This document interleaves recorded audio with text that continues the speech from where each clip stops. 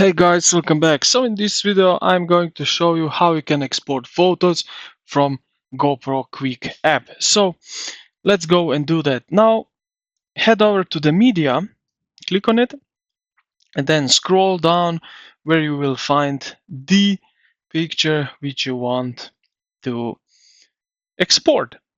Okay, so let's select this one here. Now like that. At the top right corner you will see this icon where you see some small picture inside. So this first one, click on it. Just like that, we added to the album this photo. So if I now go back here, you will see it right over here.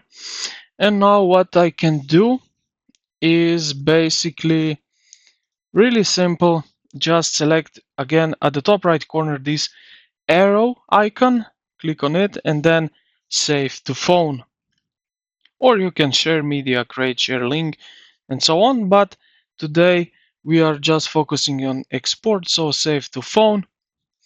And just like that, you will press continue, and this photo will be exported from the Quik app to your phone locally. So I hope this video helped you out. If you did, consider to like the video and subscribe to the channel. Thank you for watching, and I will see you in the next one.